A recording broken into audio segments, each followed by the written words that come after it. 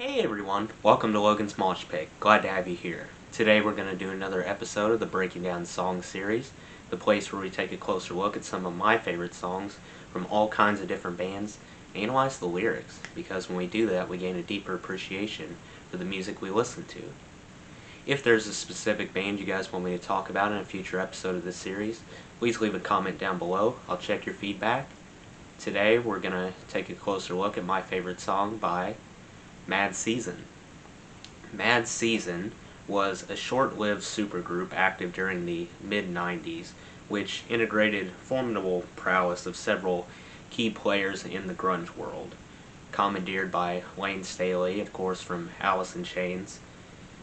FYI, Lane Staley is my dad's favorite singer, so I'm sure all my views will be from him. Anyway, Pearl Jam's Mike McCready also breathed life into Mad Season. They also had drummer Barrett Martin, who rose to fame as part of Screaming Trees, and John Baker Sanders completed the Dream Team. Mad Season wasn't a blatant copycat of any of the aforementioned bands. Yes, certain quirks unquestionably migrated, most notably the despair-tainted song lyrics. Yet Mad Season stood on its own 2 feet, ready to march to the beat of its own drum. Unfortunately, their momentum quickly sputtered out nearly as quickly as it initiated. Their only contribution was a single, scintillating album called Above. A sequel never followed. Lead singer Lane Staley found solace in familiar territory, going back to Alice in Chains to mold their third self-titled album. The remaining members of Mad Season tried to forge ahead without Staley, to no avail. By 2002, half of them had been wiped out by a drug overdose. Lane Staley and John Baker Sanders both succumbed to their escalating addictions. I believe I've said this before, but I consider merely owning one record under your belt to be a benefit. That basically catapults you to an immortal position because fans have nothing else to remember you by. The sole surviving arsenal of songs becomes a congregation of sorts, a place to reflect and also fantasize about what could have been. Plus, it'll be a cinch for new listeners to decide if that one album fits their musical tastes or not. Now I want to convey to you my favorite track off Above, Lifeless Dead, Won Me Over, a song that describes how you feel in the morning before that first cup of coffee. We've all been there. Or when your favorite basketball team loses because of a buzzer beater. Or when you're up by 4 points with less than a second to go and you lose the game. Man, it's going to be so hard to decide which song was my absolute favorite. Which one will we analyze the lyrics to? Oh, there are so many songs to choose from. I need at least a week to decide. Maybe I should do a poll. I can't do it. Oh, wait, there's only one option. Lifeless Dead. So, I guess it wins. That was easy. Woo! Before we unlock the secrets of Lifeless Dead, I want to spend a moment briefly talking about the Above album's background. It dropped in 1995, offered the singles River of Deceit, I Don't Know Anything, and Long Gone Day. Above was certified gold for selling 500,000 units.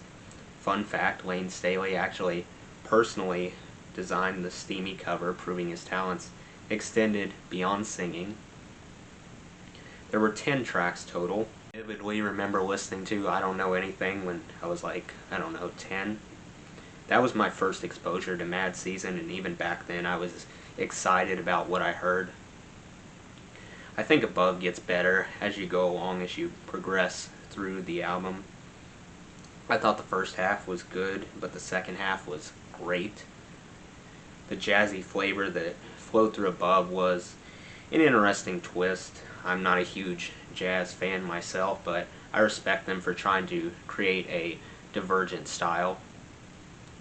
I nearly put Long Gone Day above Lifeless Dead as my favorite, but I'm not crazy about Mark Langen's vocal contribution. It just sounds too flat and monotone in the first verse. Like, he doesn't even care about what he sings. Lane steps in and saves Long Gone Day after verse 1, but by then it's too late. The first minute is a crucial part of deciding whether you want to stick with a song or skip it. The first minute sealed the deal. I didn't like Screaming Trees, Mark Langen's vocal contributions very much. I could have done without them. I like around 80% of Long Gone Day, everything after the first minute, but 100% of Lifeless Dead, so that's why it emerged on top. In mind, before we read through the lyrics of Lifeless Dead and figure out what they mean, this is just my interpretation of the lyrics. It's my opinion. My opinion might be different from yours, and that's okay. We all hear these songs differently. There's no right or wrong answer here. The lyrics mean different things to different people, so I might be completely wrong, and I'm fine with that. So let's respect each other's opinions. I'll also put a link in the description down below to Lifeless Dead if you want to check it out. Okay, we'll start off with verse 1, which says, "Life was dead, that unclean bed, till or when her hunger's fed. How he'd wished that they would wed. I promise on our love," she said. Promises were never kept. Alone on dirty floor he slept. Verse 1 sets the stage, diving into a relationship. It doesn't say how long they have been together, but clearly this man has a strong desire to spend the rest of his life with her.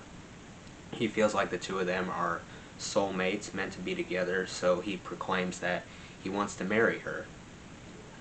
Despite this woman agreeing to his proposal, she later fails to follow through on her promise. They don't get married. In fact, the proposal seemed to drive a deeper wedge between the couple. This is evident by the fact they sleep separately, which I'm assuming wasn't the case prior to the proposal. Things were probably going fine, which prompted him to bring up marriage in the first place, but he pretty much got shot down. Then we get to the chorus, which says, "Yeah, life was dead." That's it. Short and sweet. Very brief chorus, but those three words carry an extraordinary amount of weight. They explain this man's reaction to the rejection, how he feels totally heartbroken after his girlfriend lied to him. This man tells us that without her love, he has no will to live. He may still be breathing, but he doesn't actually feel alive at all. Let's keep going with verse 2. "And although he'd not accept, she was gone, and so he wept. Then a demon came to him, you must know I'm gonna win." In verse 2, apparently she got tired of being with him, so she put an end to their relationship, packed up her things, and left instead of trying to work through their problems. As you would expect, her ex-boyfriend was an emotional wreck after she departed. Tears flowed like a faucet. The demon might be a symbol for the darker part of his mind, his depression, letting him know that no matter how hard he fights to stay alive, to keep moving forward, you won't be able to be happy without her. Sooner or later, you're going to give up on life. You can't avoid it. Then we hear the chorus again, followed by verse 3, moving right along.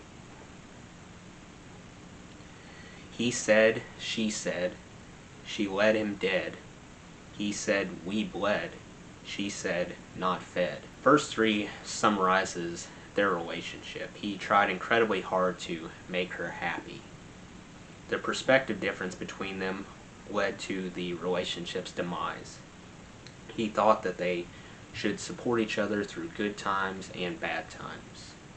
On the other hand, she took a conceited route, demanding more from him, requesting that he take care of her without giving back in any significant way, similar to a leech feeding on their victim, sucking their blood. He put up with this awful treatment because he convinced himself that he truly loved her, but she never loved him. She just wanted to fool him so she could get pampered by him. Once he stopped doing that, she hit the road without any regrets whatsoever.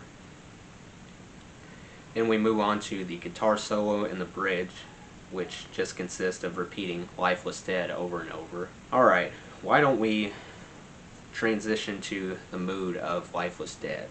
While Lifeless Dead plays, how do you feel? Unsurprisingly, a wave of pity for this devastated fellow and anger toward his former partner who took advantage of him, broke his heart, and then left. It was a really cowardly thing to do. For the most memorable line, I selected "Till or when her hunger's fed" from verse 1, the very beginning. That was an ingenious comparison, if you ask me, because as you know, hunger can be kept at bay for a while by eating, but it always comes back. Exact same situation here. This man fulfilled her needs for a while, but it was never enough. She wouldn't stop begging for more. This toxicity rapidly eroded their relationship and caused it to ultimately fall apart. Let's transition to a couple themes Lifeless Dead possessed. Well, first and foremost, actions speak louder than words. The woman in the song promised they would get married, but her actions contradicted that. Her actions showed what her true intentions were, so it helps to pay attention if you have any lingering doubts about someone. The other theme was Demry. Who's Demry? Demry was Lane's fiancée from 1992 through 1994. Then their engagement abruptly cut off shortly before this album showed up in March 1995. It just seems like too much of a coincidence to ignore, to write off. My theory is Lane wrote about what was going on between him and Demry. I think the relationship between Lane and Demry had a lot to do with Lifeless Dead. What about the strengths and weaknesses linked to Lifeless Dead? Starting with the strengths, heaviness stood out to me. This was probably the heaviest song on Above, the song which packed the most intensity.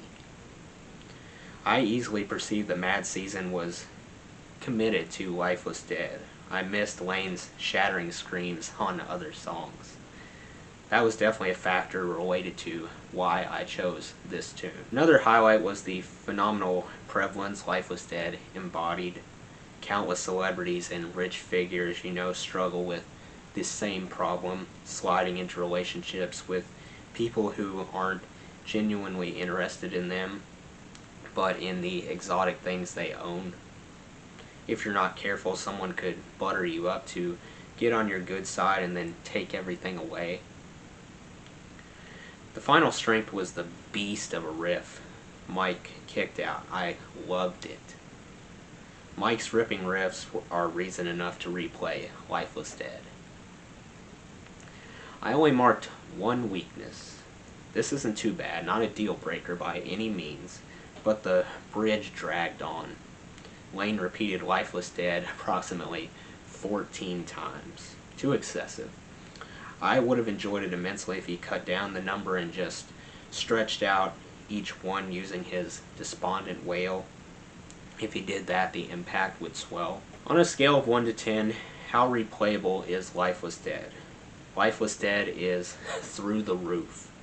Lane once said, "My bad habits aren't my title. My strengths and my talent are my title."